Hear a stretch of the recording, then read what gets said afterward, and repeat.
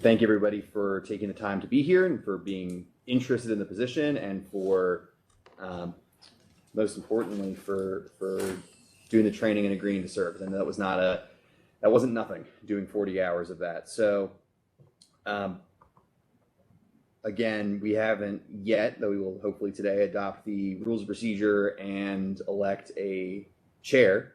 So until then, we're going to handle just sort of administrative things, but I still think it'd be useful if we could go around and if folks could introduce themselves, so that way people on the record can, or who are listening online, if the record can know everyone's names who's on the ACC. Everyone start here. I'm Christopher Tsui. Sharon Knecht. Tiffany Justice. Joan Harris. Dishon-Feurer. And I'm Henry Callegary. I'm the coordination manager for the Police Accountability Board, and also filling the same role for the Administrative Charging Committee. Hi, I'm Rebecca Young. I'm the Deputy Administrative Officer for Public Safety for Baltimore County, so I oversee the public safety agencies. I'm Bambi Glenn. I am an Assistant County Attorney with the Baltimore County Office of Law, here to provide counsel as needed. We have Lisa here doing the... Yes, Lisa Morris, Executive Office, and just here to provide support and help as needed. Great. All right, so diving into the administrative updates, the county has assigned everybody email addresses, which can be accessed, but you need to sign up through the OIT system. So the best way to do that is to call 410-887-8200. That's the IT help desk. And they should be able to walk you through the process of getting, as my chair goes out there, they should be able to help you with the process of getting you signed up, getting you into the system, and being able to access your email. And that would be the primary email that I would use to contact members of this group as far as meeting dates, as far as sharing documents, anything like that is the best way to do that as well. We're also working with the Office of Information Technology to get everybody laptops for this. As you know, through going through the training, the best way, the most secure way to ensure that the evidentiary files, investigatory files from the law enforcement agencies over to you is through laptops. Most other counties are doing that, so we're working with them. Obviously, don't have them for you today, but the goal is to get them over as soon as possible, and I'll make sure that everyone has the information necessary to access their laptops as well. Still working on the details of the investigatory file sharing system, but again, we're moving forward with that too. Confidentiality affidavits. I believe I have everyone's. I know, Chris, you have yours in person. Okay, perfect. So now I have everybody's. Thank you all for getting those over to me so that we can move forward here. As everyone knows, much of the information you'll be reviewing is confidential and not to be disclosed outside of the closed portion of the meetings. So appreciate that. And now turning it over to the rules of procedure, which I've sent out to everybody. They're also on the website in a kind of preliminary form. Do you have a copy? Yes. Oh, okay. Rebecca, Bambi, would you like a? Okay. So just looking at we're not going to go through all of it because again, you have copies, and for the most part, it is very straightforward, going through the purpose, the membership, and organization of the ACC. Nothing that should be too surprising or out of the ordinary. Again, the ACC versus the PAB, there's a little bit more of a statutory requirement as far as A, the number of meetings, and B, again, what's being done in each of those meetings. So it's once a month or additional meetings as needed. At this point, it should be, at least for a little while, just once a month, nothing additional. However, if the volume of cases coming in increases, the committee may need to meet multiple times in a month, but the goal would be to make sure that there's plenty of notice given to that, and that there's not going to be a situation where ideally the committee is ever inundated with too many complaints that they couldn't handle them all in the normal monthly meeting. One change that was added recently was, not statutorily, but by the recommendation of Joan, is that the committee have a formal vice chair as well as a chair.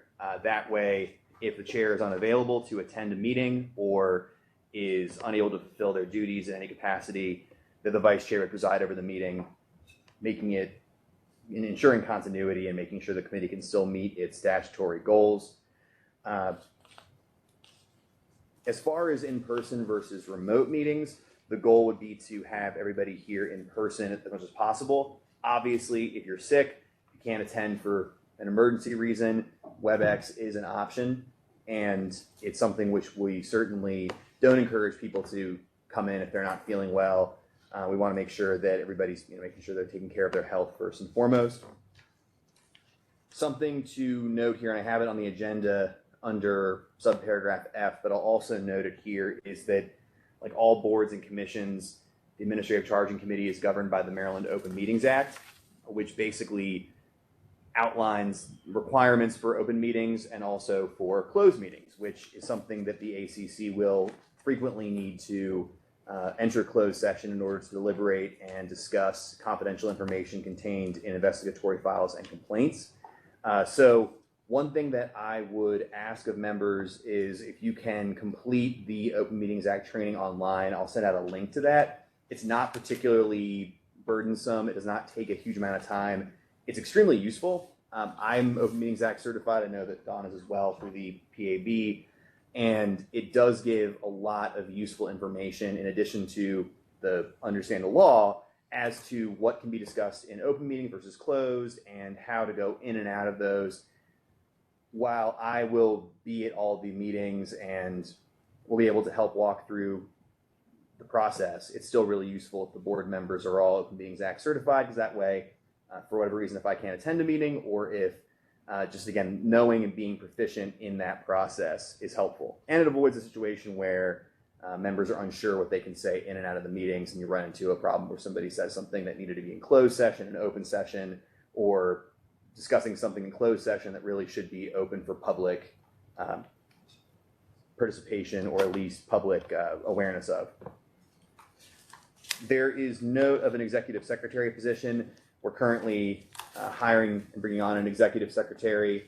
Their role will be to help take meeting minutes, to provide support for the members of this committee with scheduling, with all of the, again, secretarial and administrative staff work, along with myself. And so that position is discussed throughout this, the rules of procedure. It's not, the person's currently not hired yet, but we hope to have them on board very soon. Lisa's been gracious enough to Yes. play a role in the interim, so thank you, Lisa. Yes. And if you need anything, feel free, I'll have my email address. Yep. And looking through just the key points here, the committee is intended to follow Robert's Rules of Order. That's actually contained in the Code of Maryland regulations that the ACC is supposed to follow those.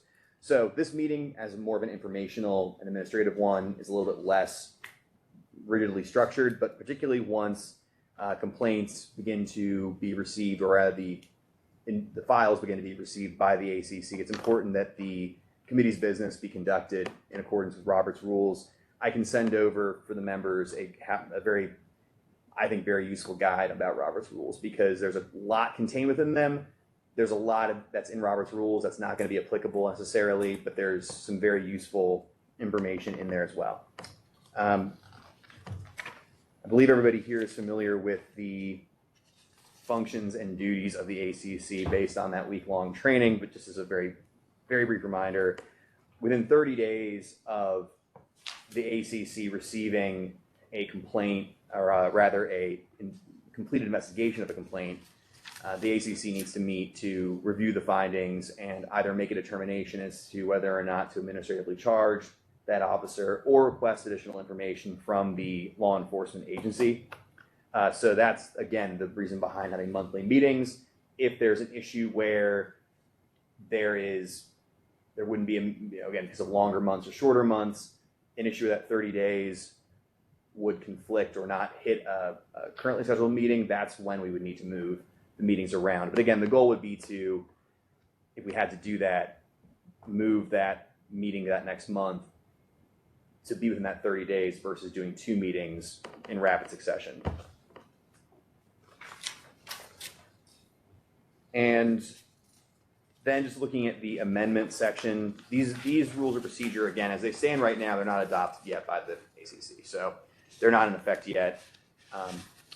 If they need to be amended, the idea is that there would be an opportunity for the public to take part in a hearing for the amendment unless the committee uniformly and unanimously recommends that it be adopted or that it be amended at that meeting. So there's a simple typographical issue, or if the wording if you want to expand the wording of something and it's unanimously approved, then it doesn't need to be a 30-day buffer to the adoption of the change of the rules. But if there's a debate, or if one member does not recommend that they be adopted that same meeting, then it would be 30 days later, and there'd be a posting on the website as the proposed amendment. So that covers the rules of procedure, and Joan has graciously agreed to serve as chair of the ACC. At this time or at the next meeting, it'd be great if anybody wants to serve as, again, vice chair. The role there is more as a designee of the chair in case the chair can't attend, versus taking on a significant substantive job. So that you don't have to make that decision today. I know that was discussed, or that was sent over to everybody today to think about, but certainly worth the thought about that. There are copies I have here of the disciplinary matrix. Those have also been sent out to all members and are available on the website. Just want to take a minute to very briefly again go through those. I'll just pull up my digital copy.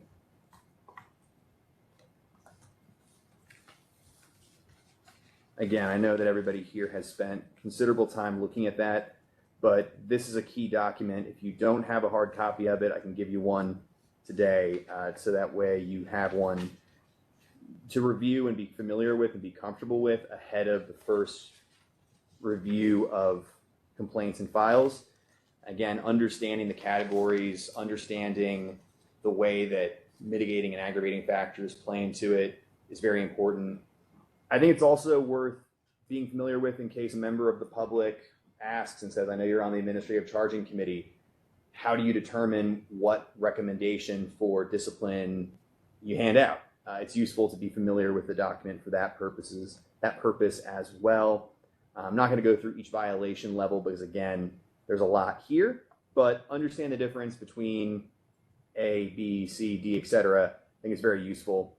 And again, taking the time to familiarize yourself with that ahead of the first meetings where you'll be applying it, I think is a good idea.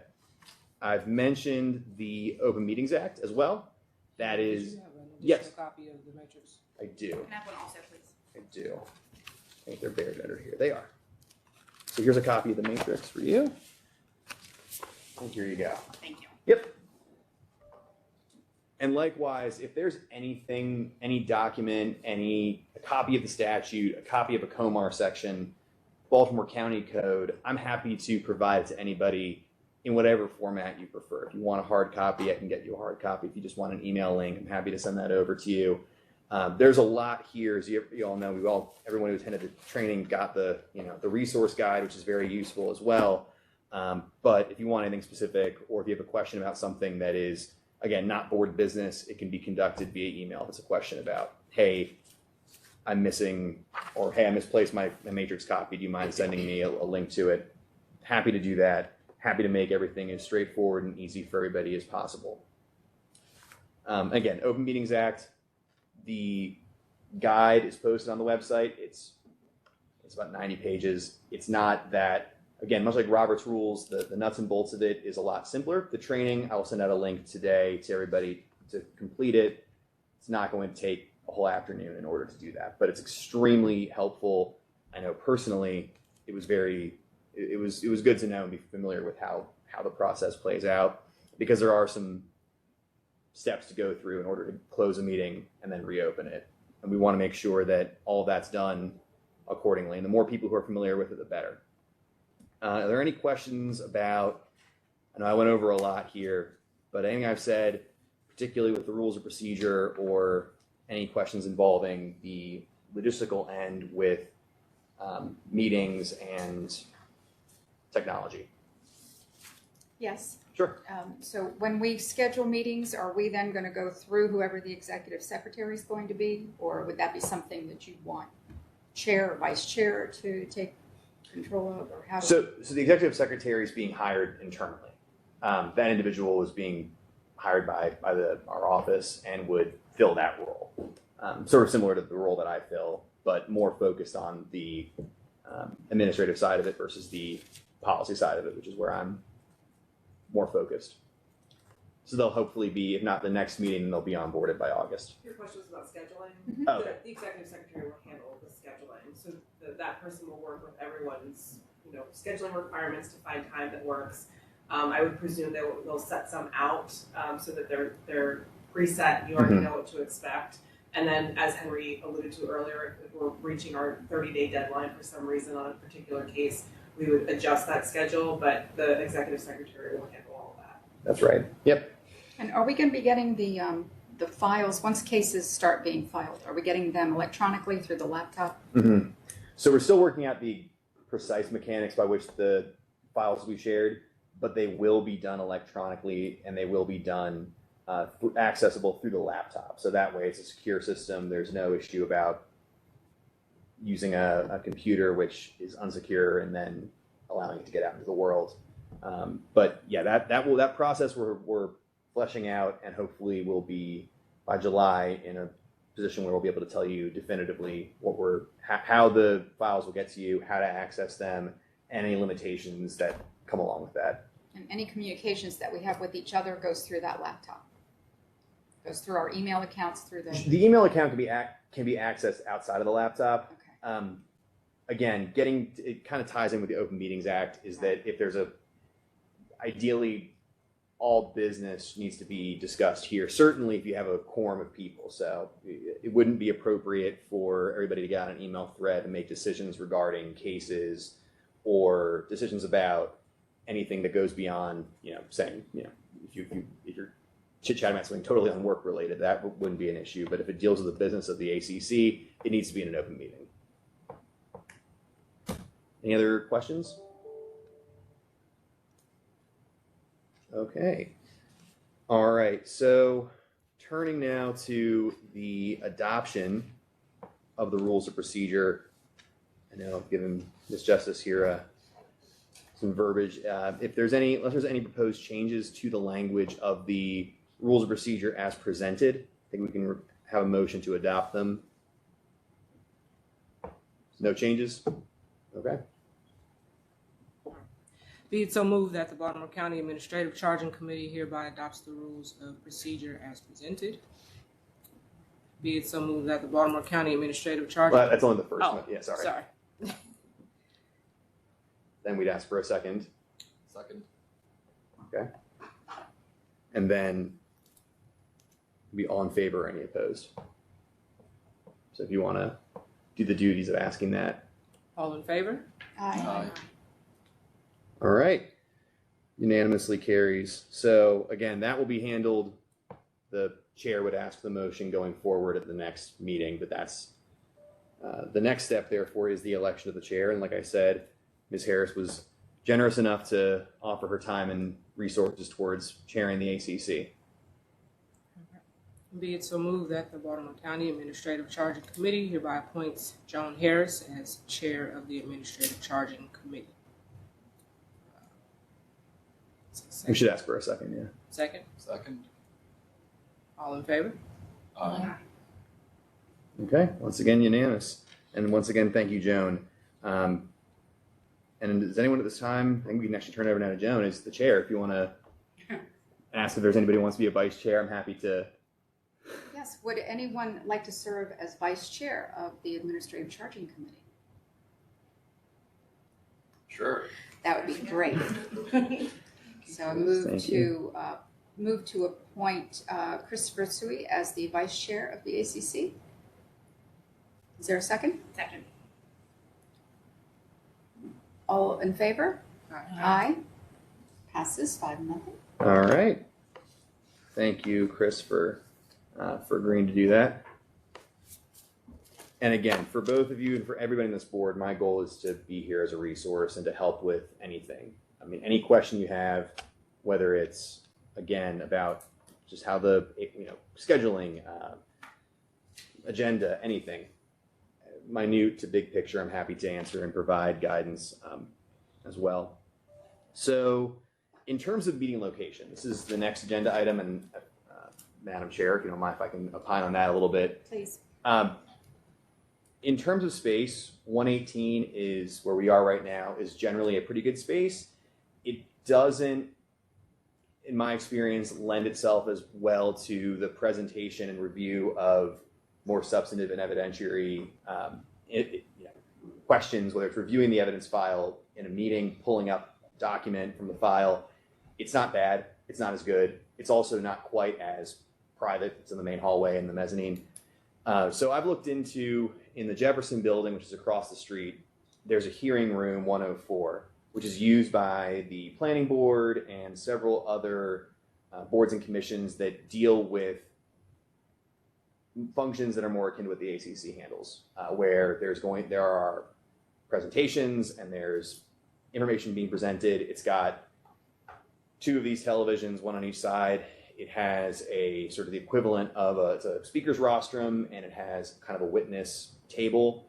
I'm looking into the schedule for that. I have not heard back yet as far as when that space is available. They have more commissions and meetings. They typically have those in the evening.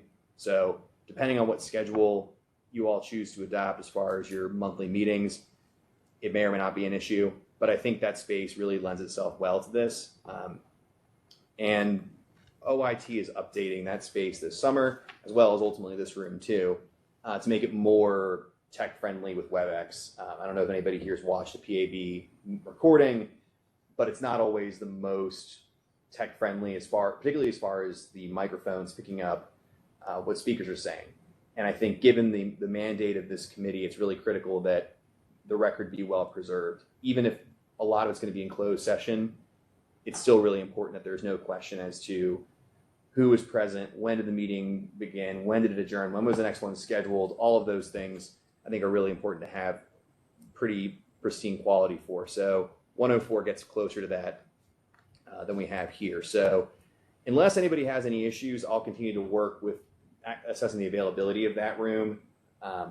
In the interim, I do think it would make sense if we're scheduling a July meeting today to look into using this space as either a backup option or just having it available, so that way if that room is not available then or is unavailable during times that this committee would like to meet, we can have an option available.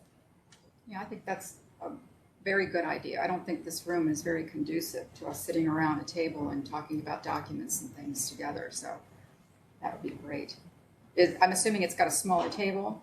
It's got a speaker's rostrum, so it's got basically, everybody has a microphone in front of them, and it's sort of around a table.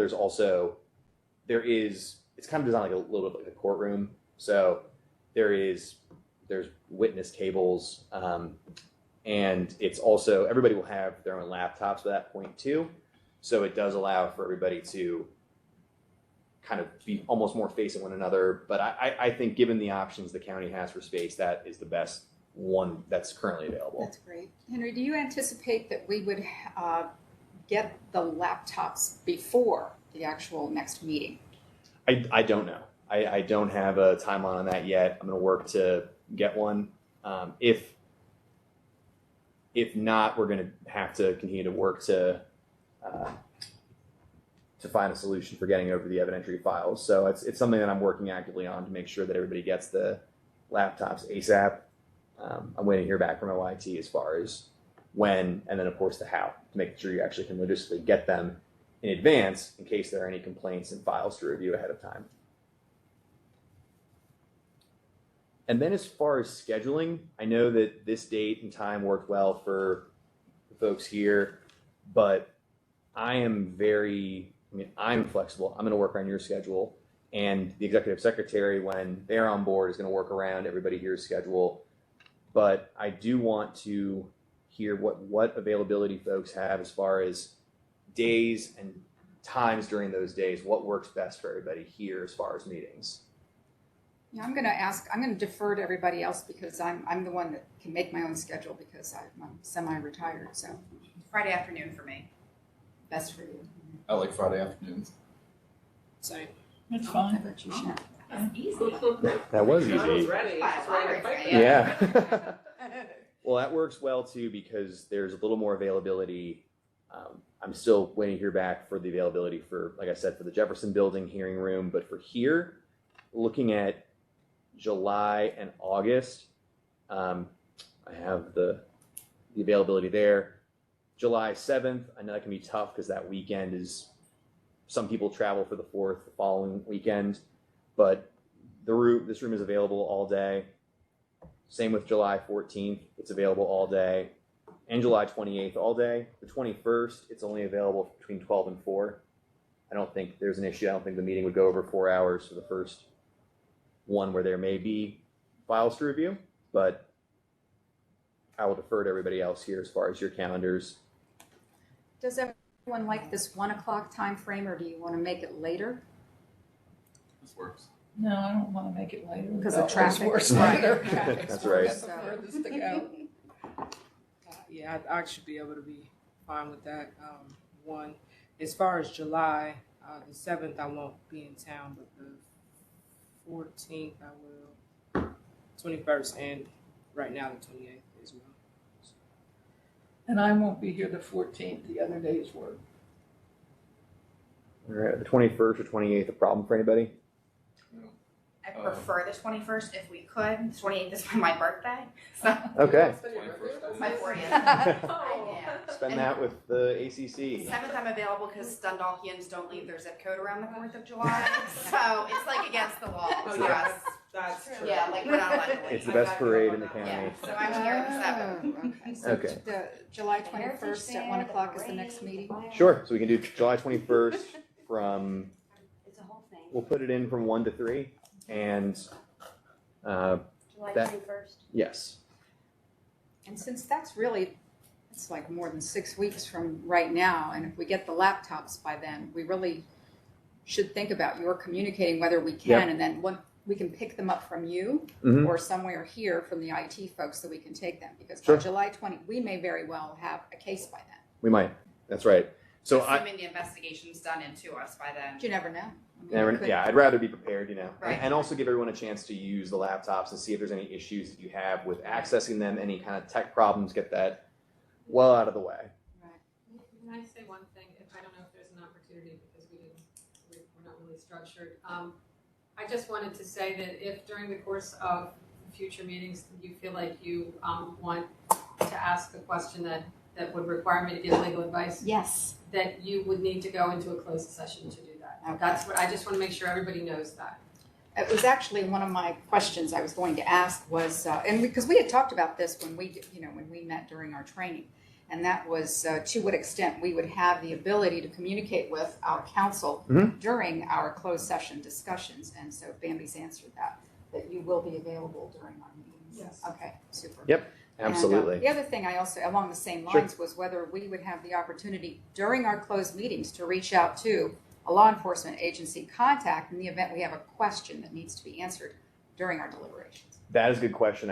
I would need to do a little digging on that to make sure that if that's an option, and then number 2, who that individual would be or which office that would be.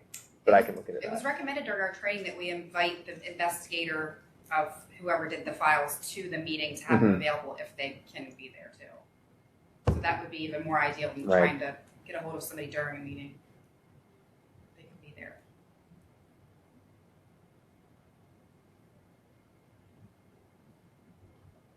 Just write that down. Those are good questions. Yeah, and we actually had a lot of discussions during our training about various things that we would need to talk about really before our first meeting. So Mhm.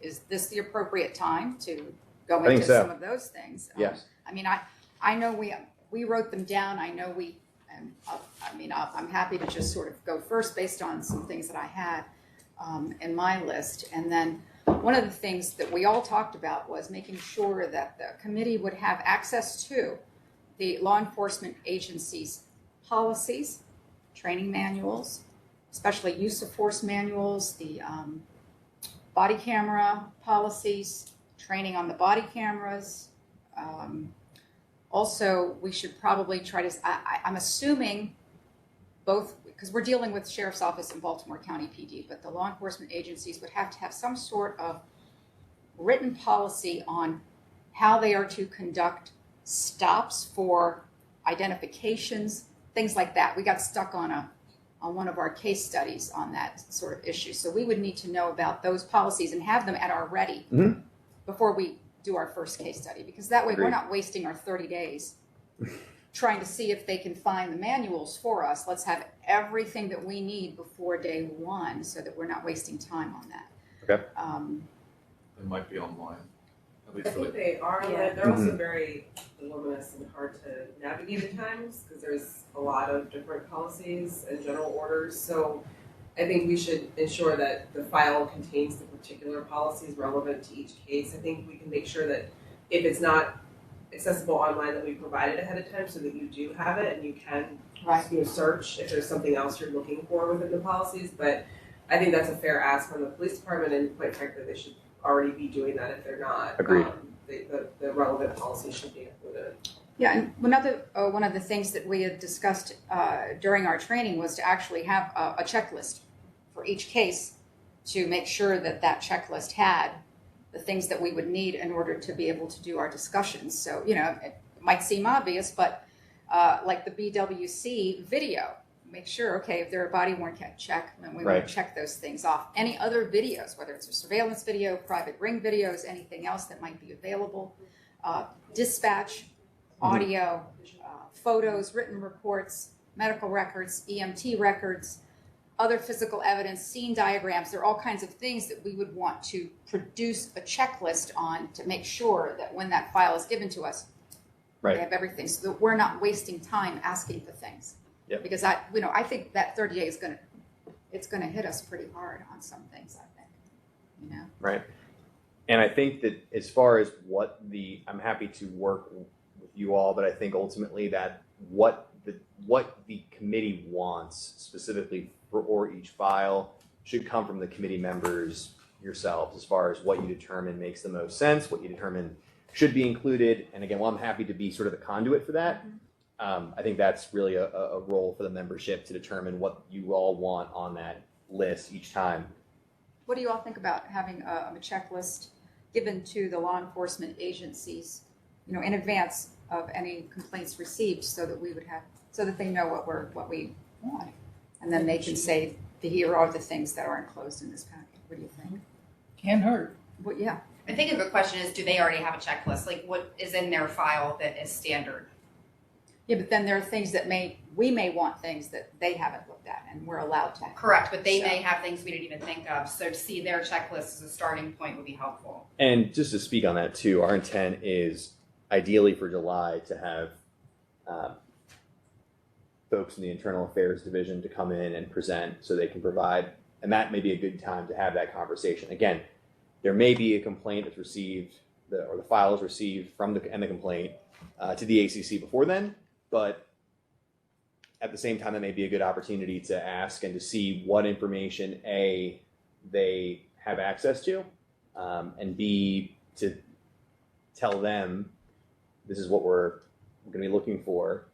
So that way it can be a dialogue as well as a request. And so the plan is to have the internal affairs folks as a part of the July meeting? At least to present on their process. Okay. What about before that?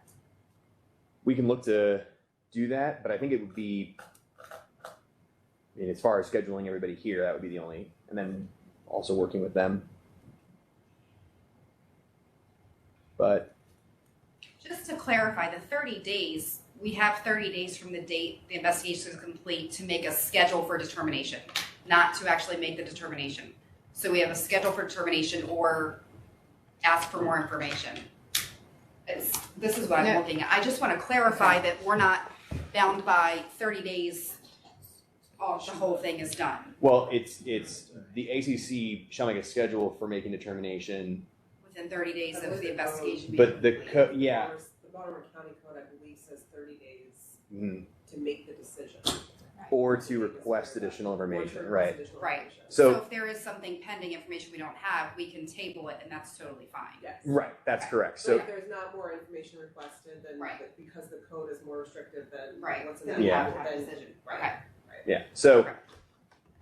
it is something where if there is a file and complaint received by the ACC ahead of July's meeting, and there has not yet been a determination as to what that checklist is or what is feasible, the committee can vote to either proceed with the information provided and make a determination, or could request the additional information, and in doing so, determine what it is that you're asking for in addition as a part of that checklist, if that makes any sense.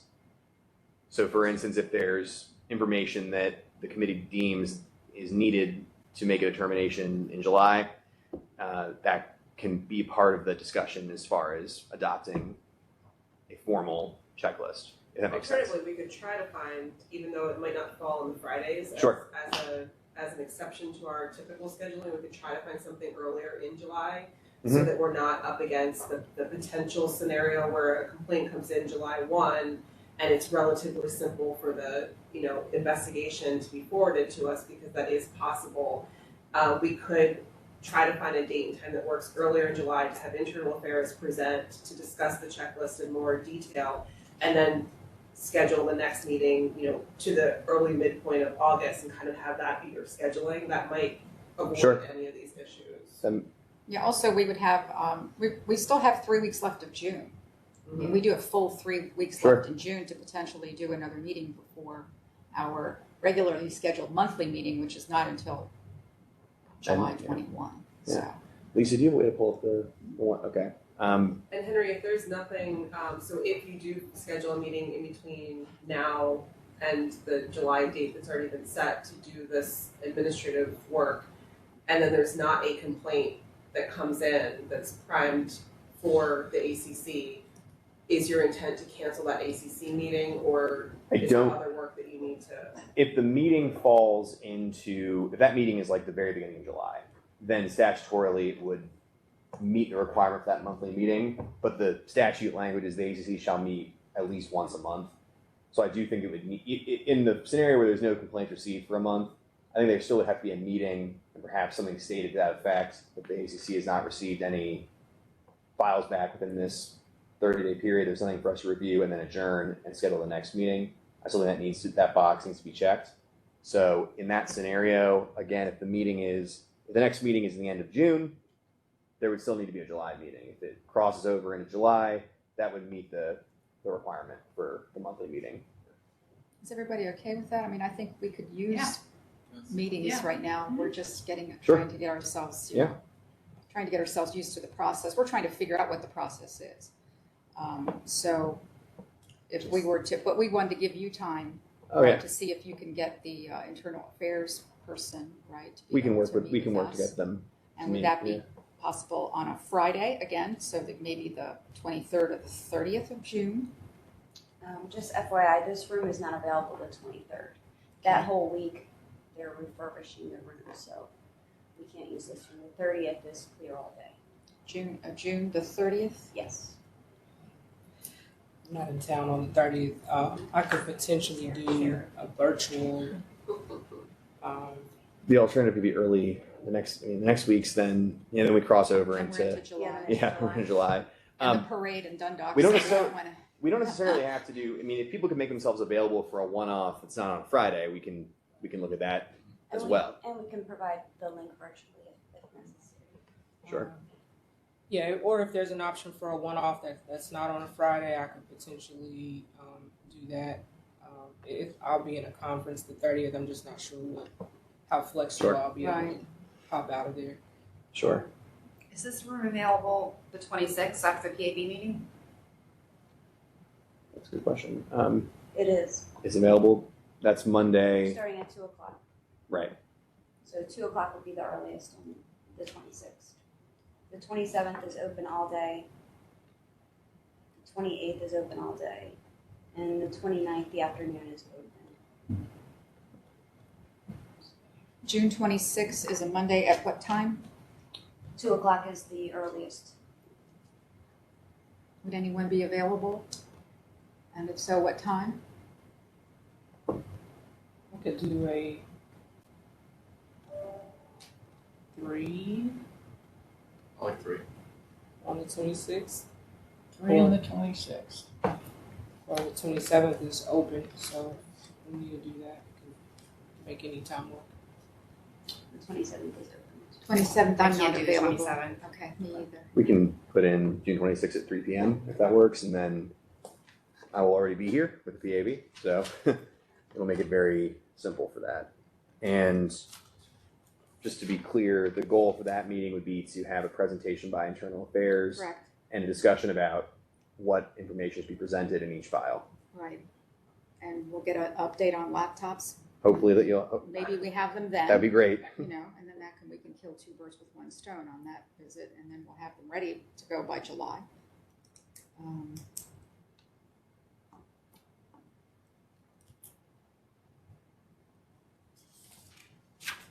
And I don't know if anyone wants to go into August while we're here, but it may not hurt because I know that, speaking from personal experience, that my Augusts fill up.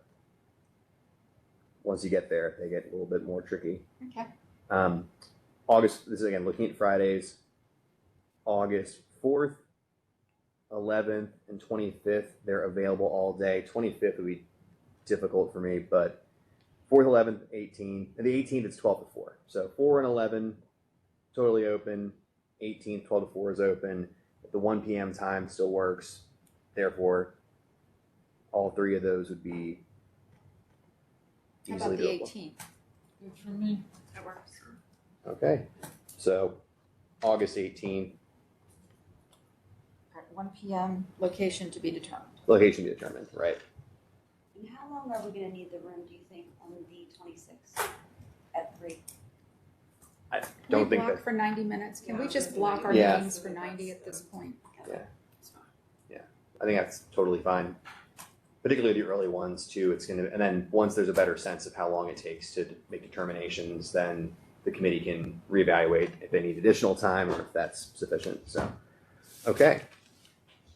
So that does cover everything on the official agenda, but again, if anything we talked about since then, if there's any questions. One more Yes. thing, I'm sorry, I have a course. question because this came up again during our training, Maryland's Public Information Act. Mhm. In order for us to be in compliance, I know that the things that go on within our closed session are closed from the Open Meetings Act, but the things that are discussed, if we have notes, is that something that could be disclosed at a later time after the matter has been adjudicated? So are we mindful of the fact that we need to retain notes, or do you know what the, I'm pulling up I'm looking at the guide right now and seeing if I have it in this 91-page document. I know we are supposed to maintain confidentiality throughout Sure. the process, so it could be a year and a day before, right, before the thing has been. Or longer. Right, before the matter has been adjudicated, so we know that, but then after that, do we need to maintain our notes that we take during our discussions that are done in closed session? That's it, yeah, the maintenance of records, I'm talking PIA, Sure. right? Sure. Well, for PIA and also I think for questions about in general. With regard to the first question, I would like to go back and make sure, because nobody likes to just give off the Right. legal advice, but Yeah. But I do believe that any notes that you took when you were considering the actual cases would be subject to the deliberative process exception, so I don't think that they would be disclosable under the NPIA. But I do want to I want to confirm that before I just. And I'll double check about the records retention issue about whether or not those need to be maintained, and if so, what the policy is on that. Right, you can just ask for it. That's And how about, for example, notes that we're taking right now during an open, just hold on to that? it's a good question. I can look into the. I'm a big, yeah. like, recycle shredder kind of a person, so I just want to know. Sure. I even saved my training notes because I wasn't sure, so those are I waiting. don't think they qualify. All right, that's what I thought, I but they're don't- waiting. I don't think they qualify as records of the body. I know the records of the committee need to be preserved with the Records Retention Act, but those would not be committee records. Those are personal notes. They're not being submitted as documents or requested or reviewed by other members. But I can look into and see if there's anything in Comar or this statute which deals with those, and then I will bring that up at the next meeting as a point to discuss. So I would just ask that in consideration of our next meeting, that everybody kind of think about what you would want to include on a checklist. I think we had talked about it during our training session. I know Dawn wasn't with us, but we did talk about a number of things. And so, including the personnel, relevant personnel records prior, right? We had talked about we're entitled to see the prior records. We're entitled to that particular officer's training records. So those are the kind of things that we should think about, what would be our ultimate checklist, and we can talk about that at the next meeting. And then to Don's point about reviewing what they already have created, so if there's a way we can request that to review. We could ask if we're able to have the law enforcement, internal affairs person here, then we can ask them. Yeah, I think that's the best way to handle it because they'll have a better idea and they'll be able to point you more specifically as far as which website or if it's something which is easily accessible either way. Well, for the checklist purposes, Henry, you can follow up with Captain Tribbett and ask him if there is a form checklist and get that out to the group ahead of the next meeting. Absolutely. Okay, great. That would be great. So that's something that can be done via. Well, we'll see if we can. Yeah, that I can certainly request that from that, and it can be.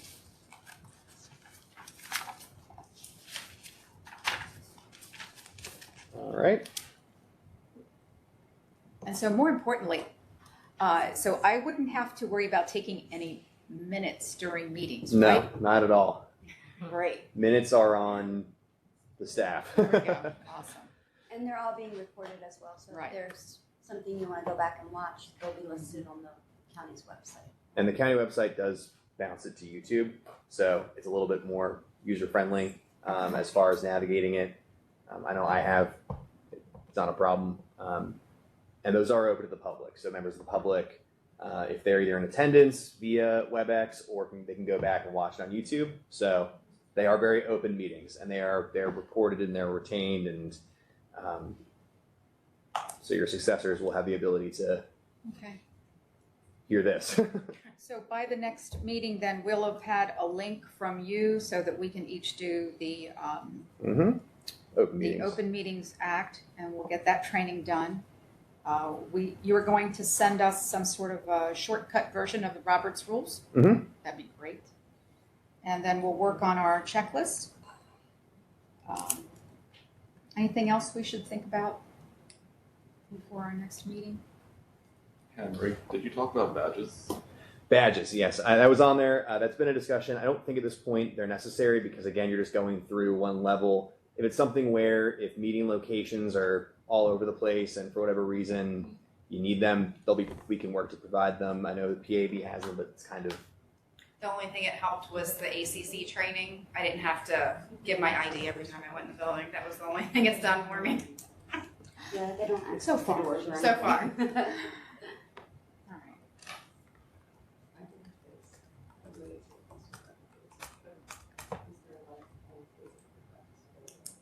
And so the IT help desk, are they aware of us? So if I called them this afternoon, not that I would, but if I did, they're aware of us, so they would know why I'm calling, or do we need to wait a few days? You can call them now. Okay. I would explain that you're a member of the Administrative Charging Committee and that you have been, there's an email that's been created. You need to have access to it and find out how to do that. So that IT is usually pretty responsive in terms of being helpful about that. I know when I onboarded, they were very, very helpful with getting me set up. And in addition to that, the laptop I believe would have. I'm going to work to make sure that the email's preloaded into your laptop, so it's not something where you have to go through it all over again when you get the secure county laptop. Okay. And I that might line wait is on that. 24 hours too. It's What's that? 24/7. Oh, The okay. help The help, Yeah, I the hope. helpline, yes. Okay, well, just because the next meeting's June 26th, so I might wait on that.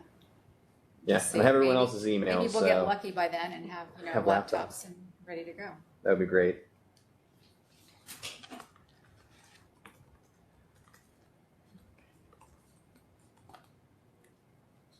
Okay. Any other questions for me or for anybody else? I know you said you're still thinking